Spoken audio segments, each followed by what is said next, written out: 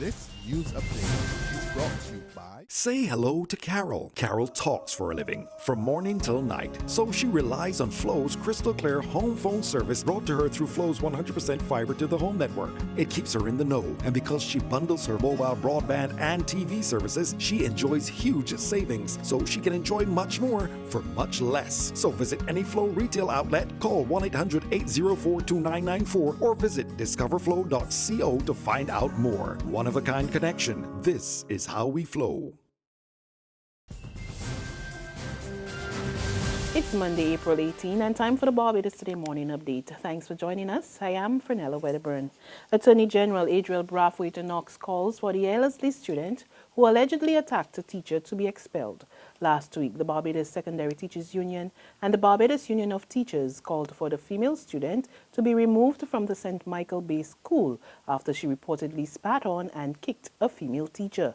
Weighing in on the issue at a St. James South Branch meeting last night, Brathwaite made it clear that expulsion cannot be the first option.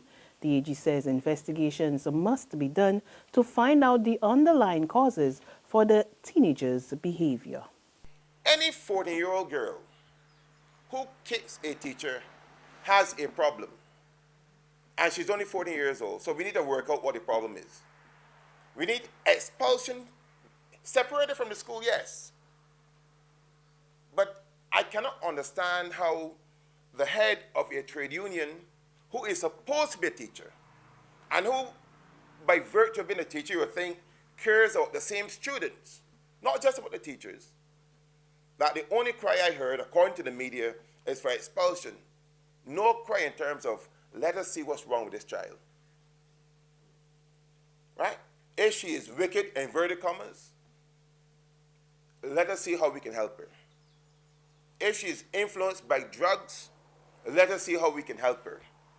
If she's influenced by bad behavior or by the rest of the class, let us see how we can help her. But the call simply cannot be, as I read in the paper, expelled. She must be expelled. She must be separated. Investigations continue into the unnatural death of a visiting Kenyan national. 29-year-old Celine Nkosi was pronounced dead on arrival at the Queen Elizabeth Hospital last Wednesday. Emergency services were called in following an incident at a private residence in Coverley, Christchurch, where Nkosi was staying. Police are also probing that incident. Minister of Culture, Sports and Youth, Stephen Lashley, says it's time for the Frondell Stewart administration to speak up. Speaking on the Sunday edition of Down to Brass Tacks, Lashley conceded that the government has not been engaging Barbadians enough. And though he insisted that the government is not as unpopular as some suggest, it must respond to the public outcry. I believe that each member of the cabinet has got to assess where he or she is in relation to the level of engagement that's important. I certainly would not ignore that kind of public sentiment. I think there are some issues that we have to address. And of course, in discussing with persons out there, they say to me that, we need to have the government being more responsive to our concerns, talking more with the public. And one of the things that certainly I agonize about is that I think that in government, and certainly I believe across the government, we are engaged in serious work. Quite a lot is happening. There's a lot of good work happening within the government. And therefore, I think that the core question of sharing and educating and explaining, to my mind, are some of the areas that are missing, and perhaps that is probably the cause for people to believe or feel the way that they do. The opposition Barbados Labour Party is taking steps in returning the country to value-based politics. That's according to leader Mia Motley, who says her party will seek to achieve that goal through a covenant with Barbadians. She told the congregation attending the party's 78th anniversary Founders Day service at the St. Patrick Roman Catholic Church yesterday that the document will be launched on May 5 at the Barbados Workers' Union headquarters. And some may ask, why a covenant? Because what is required of us now is to go beyond duty and to work together to achieve what neither of us can achieve alone. Scores of people were captivated by the over 4-hour-long From Bussa to Barrow and Beyond production set at the Golden Grove Plantation in St. Philip on Sunday evening. The dramatic musical piece, directed by seasoned Bajan director Sonia Williams, was one of the iconic events coordinated by the 50th Barbados Secretariat, charged with organizing the major activities each month, all year for the island's 50th anniversary of independence. But sir, when you can see that we can't win, the victory, my friend, has already been won. The people have turned their minds and their backs on slavery. They will no longer show it tolerance. It is over, Jackie, and the enslavers now know this. Generations to come will know that we show the world how we feel about slavery. They will know that we honor ourselves by demanding respect and reclaiming our dignity. There's regional and international news after this short break.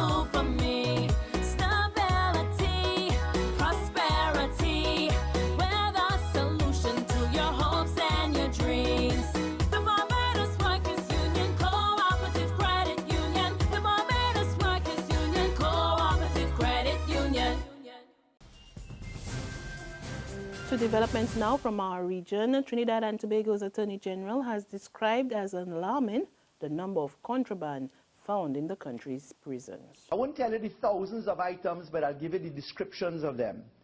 Shavers, Wi-Fi spots, smoking devices, earpieces, cash, memory cards, SIM cards, headsets, razor blades, knives, digital scale, rounds of ammunition, lighters, cigarettes, cocaine, marijuana, cell phones, chargers, batteries, and get this, a 22-inch flat-screen TV. In our jails, in death row, under surveillance. The Attorney General said after 3 months of surveillance, it was revealed that more than 15,000 phone calls were blocked on a daily basis at one of the nation's prisons. Listen to the number of calls blocked. 1,530,535 calls. SMS blocked. 126,247 SMS text messages blocked. Phones registered in the system, 364 phones in 1 out of 8 detention centers, jails in Trinidad and Tobago. That report from TV6 News.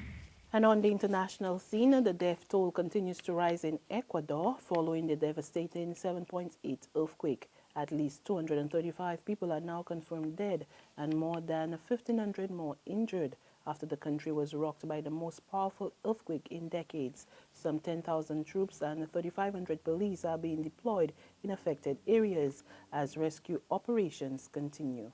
More in this report from the BBC. The small coastal town of Pedernales in the northwest of the country was one of the worst hit. Residents slept outside, fearful of more to come. Rescuers are doing what they can with limited resources. The town's mayor has called for more help. This woman says the third floor of an apartment block collapsed on her family. They are all there. My family, my sister, my children. My God, may the help arrive. They must rescue them from the rubble. My God, my children. The death toll is still expected to rise as rescue efforts get underway. And that's news. But for the very latest, visit our website at www.barbadostoday.bb. Also, subscribe to our e-paper, email updates, and like us on Facebook. We're also on Izumi Media and bus terminals or screenplay at supermarkets and gas stations near you, as well as Channel 99 on Flow TV and Mix 96.9 FM. I'm Fernella Wedderburn. Good morning.